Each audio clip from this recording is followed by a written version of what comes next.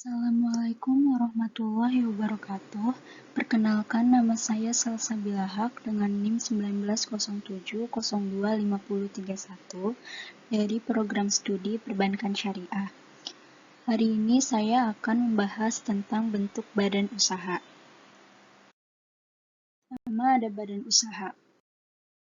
Dan badan usaha. Dalam Undang-Undang Ketentuan Pajak Indonesia Nomor 16 Tahun 2009, badan usaha adalah sebuah perkumpulan orang atau modal yang bersatu untuk melakukan usaha ataupun tidak melakukan usaha yang di dalamnya meliputi beberapa bentuk perseroan, yaitu perseroan terbatas, perseroan komanditer, dan lain-lainnya. Sedangkan dalam peraturan baru di Indonesia yang tertuang dalam Undang-Undang Cipta Kerja Nomor 11 Tahun 2020, badan usaha adalah sebuah usaha yang berbentuk badan hukum maupun tidak yang berbentuk di wilayah NKRI yang melakukan sebuah aktivitas usaha dalam bidang tertentu. Jadi, bisa dikatakan bahwa hal ini merujuk pada segala bentuk usaha masyarakat yang dikelola di Indonesia. Badan usaha itu, yang pertama ada perusahaan seseorang, yang kedua ada firma, yang ketiga perseroan komanditer, yang keempat perseroan terbatas, yang kelima perusahaan negara, yang keenam perusahaan pemerintah, yang ketujuh koperasi, yang kedelapan yayasan. Untuk badan hukum. Perseorangan. Perusahaan perseorangan dimiliki oleh satu pengusaha atau perorangan. Siapa saja yang memiliki kebebasan untuk mendirikan usaha sendiri tanpa ada campur tangan dari pemerintah. Pada umumnya, badan usaha ini ada yang berskala besar dalam bentuk badan usaha milik swasta. Selain itu, juga ada yang berskala lebih kecil yang disebut dengan usaha kecil dan menengah. Ciri-ciri perusahaan perseorangan. Yang pertama, proses pembentukannya cukup mudah. Yang kedua, pemilik perusahaan adalah perseorangan ataupun keluarga. Yang ketiga, modalnya tidak terlalu besar dan melibatkan aset pribadi. Yang keempat, sistem atau cara mengelolanya cukup sederhana. Yang kelima, tugas serta tanggung jawabnya tidak terbatas. Yang keenam, keberlanjutan usaha tergantung pada pemiliknya. Yang ketujuh, nilai tambah atau nilai penjualannya relatif kecil. Yang kedelapan, perusahaan perseorangan bisa ditransfer kapan saja. Kedua ada firma. Firma adalah suatu bentuk persekutuan antara dua orang atau lebih untuk menjalankan badan usaha di bawah satu nama yang digunakan bersama. Firma terdiri dari anggota minimal sebanyak 2 orang yang setiap anggota firma memiliki tanggung jawab penuh atas badan usaha ini. Firma berasal dari bahasa Belanda, yaitu Vennootschap Order Firma. Dalam pendiriannya, anggota firma akan menyerahkan kekayaan pribadi sesuai ketentuan yang ada di dalam akta pendirian perusahaan. Jika firma mengalami kerugian atau bangkrut, maka setiap anggota harus ikut bertanggung jawab. Ciri-ciri firma itu, yang pertama ada anggota perusahaan harus aktif mengelola perusahaan dan berpartisipasi pada berbagai kegiatan perusahaan. Yang kedua, semua anggota mempunyai tanggung jawab yang sama. Yang ketiga, setiap anggota firma mengenal satu sama lain.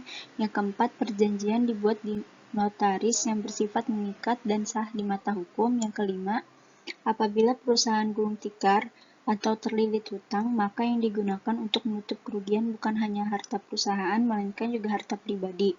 Yang keenam, keanggotaannya bersifat permanen dan seumur hidup. Yang ketujuh, mudah memperoleh pinjaman karena firma mempunyai usaha yang jelas. Yang ketiga ada perseroan komanditer. Perseroan komanditer adalah salah satu bentuk badan usaha yang dibentuk oleh 2 orang atau lebih yang kemudian mempercayakan modal yang dimilikinya kepada 2 orang atau lebih. Hal itu dilakukan untuk menjalankan perusahaan tersebut sekaligus dipercaya untuk memimpin perusahaan. Tujuannya agar tercapainya cita-cita bersama dengan tingkat keterlibatan masing-masing anggotanya yang berbeda. Oleh karena itu, di dalam CV terdapat 2 sekutu yang berbeda. Ciri-ciri perseorangan komanditer yang pertama ada memiliki pendirian 2 orang atau lebih. Yang kedua, terdiri dari dua sekutu, yakni sekutu aktif, sekutu komplementer, dan sekutu pasif, sekutu komanditer. Yang ketiga, sekutu aktif mengelola perusahaan. Yang keempat, sekutu pasif menanamkan modal. Yang kelima, hanya boleh didirikan oleh warga negara Indonesia, sementara warga negara asing tidak diperkenankan mendirikan CV. Yang keenam, modal pendiriannya tidak ada batas minimal. Yang ketujuh, syarat pendiriannya cenderung lebih mudah. Yang kedelapan, diakui secara legal. Yang kesembilan, mudah untuk melakukan kerjasama dengan lembaga-lembaga resmi. Keempat, ada perseroan terbatas. Perseroan terbatas adalah suatu bentuk badan usaha yang melakukan kegiatan perkumpulan modal atau saham dengan kemampuan mengatur saham yang baik, yang mana para pemilik saham di dalamnya memiliki tanggung jawab sesuai dengan banyaknya saham yang dimiliki. Biasanya, perusahaan terbatas atau PT ini dibentuk oleh minimal 2 orang atau lebih dengan melalui kesepakatan yang diketahui oleh notaris yang nantinya akan dibuatkan akta perusahaan. Lalu akta tersebut harus disahkan oleh Kementerian Hukum dan HAM agar nantinya perusahaan tersebut resmi menjadi suatu badan usaha perseroan terbatas atau PT. Ciri-ciri perseroan terbatas: yang pertama, PT didirikan untuk mencari keuntungan. Yang kedua, PT mempunyai fungsi komersial dan juga fungsi ekonomi. Yang ketiga, modal perusahaan PT didapatkan dari lembaga saham yang dijual dan obligasi. Yang keempat, perusahaan PT tidak memperoleh fasilitas apapun dari negara. Yang kelima, RUPS atau Rapat Umum Pemegang Saham akan menentukan kekuasaan tertinggi perusahaan PT. Yang keenam, setiap pemegang saham memiliki tanggung jawab atas perusahaan sebanyak modal saham yang ditanamkan. Yang ketujuh, pemilik saham akan mendapatkan keuntungan saham dalam bentuk dividen. Yang kedelapan, direksi adalah pemimpin utama perusahaan PT. Usaha negara. Secara sederhana, BUMN adalah badan usaha yang seluruh atau sebagian besar modalnya dimiliki oleh negara melalui pernyataan secara langsung yang berasal dari kekayaan negara yang dipisahkan. Pada awalnya, BUMN adalah perusahaan negara. Namun seiring berjalannya waktu, namanya berganti menjadi Badan Usaha Milik Negara atau BUMN. Ciri-ciri perusahaan negara. Yang pertama, operasional BUMN diawasi, dikontrol, dan dikuasai oleh negara. Yang kedua, BUMN melayani kepentingan umum dan pelayanan publik. Yang ketiga, BUMN sebagai sumber pendapatan negara. Yang keempat, semua risiko kegiatan usaha ditanggung oleh pemerintah. Yang kelima, menyediakan produk yang dibutuhkan oleh masyarakat. Yang keenam, saham BUMN bisa dimiliki oleh masyarakat luas, namun tidak melebihi 50%.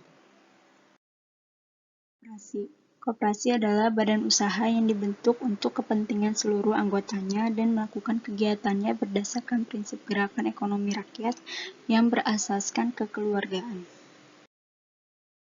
Ciri koperasi: yang pertama, koperasi bertujuan untuk meningkatkan kesejahteraan anggota.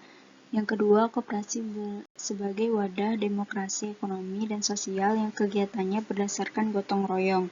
Yang ketiga, keberjalanan kegiatan koperasi atas kesadaran anggotanya.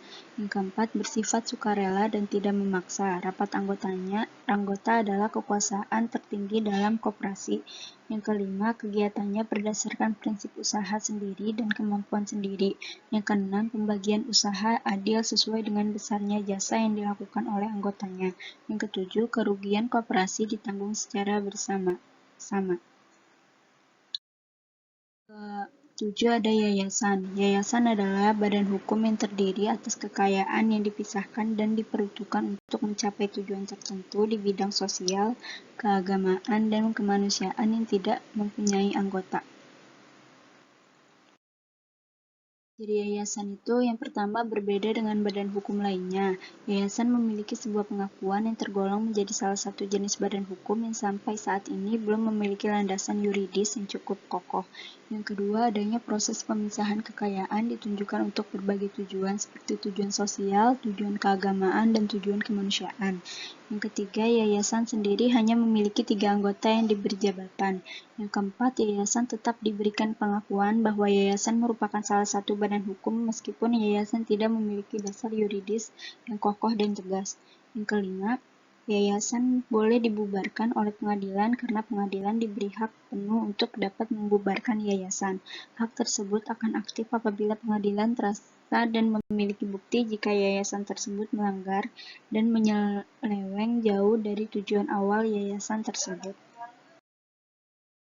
Terima kasih. Demikian yang saya sampaikan. Kurang lebihnya mohon maaf. Wassalamualaikum warahmatullahi wabarakatuh.